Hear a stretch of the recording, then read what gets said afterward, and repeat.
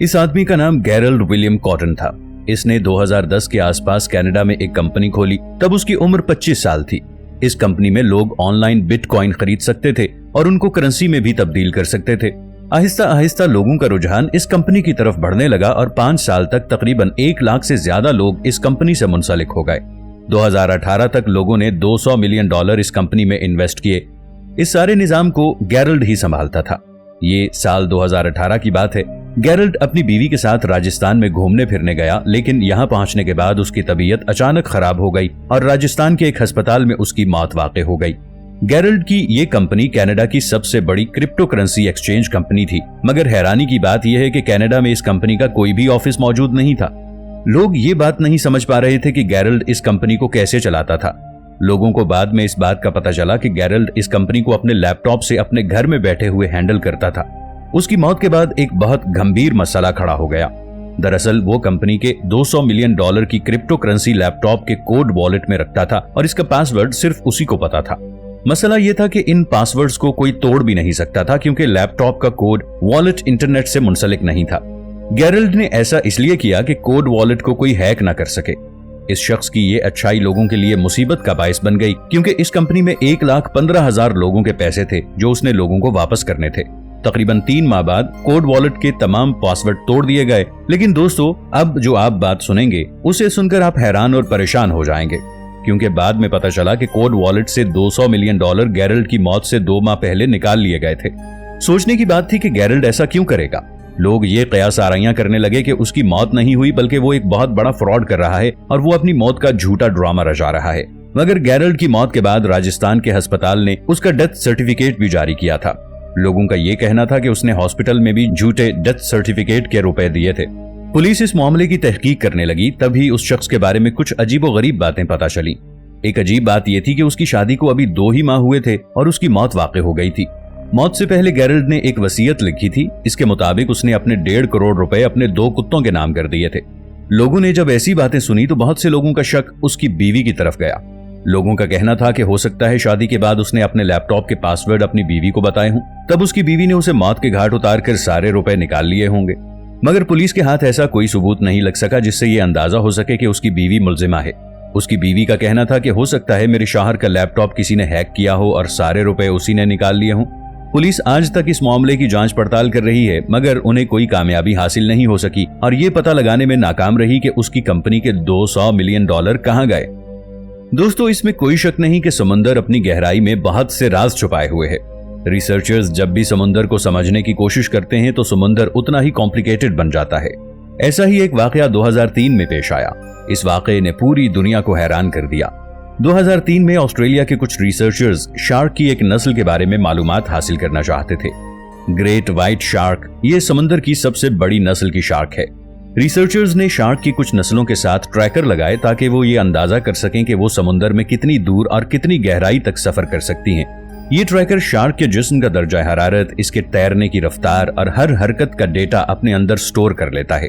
Tracker लगाने के कुछ दिन बाद रिसर्चर्स को एक ट्रैकर के सिग्नल मिले। वो ट्रैकर समुंदर से बाहर आ चुका था।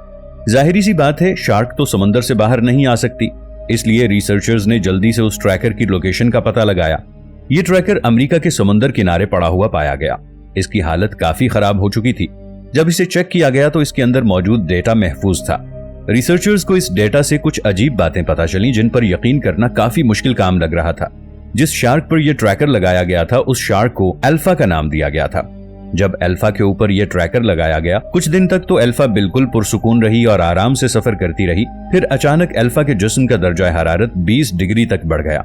उस वक्त अल्फा 1900 मीटर की गहराई में थी, मगर शार्क की यह नस्ल 1100 मीटर तक की गहराई में ही जा सकती है। दूसरी अजीब बात यह थी कि समुद्र की गहराई में दर्जा हरारत कम होता है, तो अल्फा जब 1900 मीटर की गहराई में गई, फिर अचानक उसके जिस्म का दर्जा हरारत एकदम कैसे बढ़ गया। ये सारी बातें रिसर्चर्स को हैरान कर रही थी, मगर बाद में एक हैरानकुन बात पता चली कि अल्फा को किसी और जानवर ने साबित ही निगल लिया था। जिस जानदार ने उसको निगला था वो गहरे पानी का जानदार था। अल्फा उस जानवर के पेट में थी, इसलिए उसके जिस्म का दर्जा हरारत 20 डिग्री तक बढ़ गया था। इस जानदार के पेट में रहते हुए भी ट्रैकर बिल्कुल ठीक तरीके से काम कर रहा था। बाद में उस जानदार ने जब अपना पेट साफ किया तो ट्रैकर हल्का होने की वजह से पानी की ऊपर वाली सतह पर आ गया और लहरों के साथ साथ बहकर वो अमेरिका के साहिल समंदर पर पहुंच गया। रिसर्चर्स इस बात पर हैरान थे कि शार्क, जो समंदर का सबसे बड़ा जानदार है, इसको कोई और जानदार कैसे निगल सकता है। आखिरकार वो जानदार कौन होगा? वो जानवर चाहे जितना मर्जी बड़ा हो, लेकिन रिसर्चर्स इस बात का पता नहीं लगा सके कि अल्फा को किस नस्ल के जानवर ने निगला था। दोस्तों, इसीलिए मैंने कहा था कि समुद्र की गहराई में बहुत से राज छुपे हुए हैं। 5 दिसंबर 1872 की बात है। एक ब्रिटिश जहाज जिसका नाम डेक्रेसिव था, वो समुद्र में अपने सफर की तरफ गामजन था। ये जहाज पुर्तगाल से 1500 किलोमीटर दूर मगरिब की तरफ रवाना था। इसके कप्तान का नाम डेविड मोरहाउस था। अचानक मोरहाउस की नजर एक और जहाज पर पड़ी जो उन्हीं की तरफ आ रहा था। जब मोरहाउस ने ध्यान से उस जहाज की तरफ देखा तो हैरान रह गया, क्योंकि ये जहाज मैरी सेलेस्टे था और इस जहाज का कप्तान बेंजामिन स्पूनर ब्रिग्स था। मोरहाउस इसलिए ज्यादा हैरान थे क्योंकि ये जहाज कुछ दिन पहले इटली के लिए निकला था। अब इसे इटली पहुंच जाना चाहिए था, लेकिन ये अब भी समुद्र में घूम रहा था। जब मैरी सेलेस्टे मोरहाउस के जहाज के पास आया तो मोरहाउस अपने दोस्तों के साथ मैरी कैलेस्टे जहाज पर गए, मगर इस जहाज पर कोई नहीं था। मैरी कैलेस्टे ने जब अपना सफर शुरू किया था उस वक्त इसमें 10 लोग थे। मोरहाउस ने जहाज को हर तरह से चेक किया। जहाज में सारा सामान वैसे ही पड़ा हुआ था। इससे इस बात की तरफ बिल्कुल शक नहीं जाता था कि जहाज में कोई लूट मार हुई हो।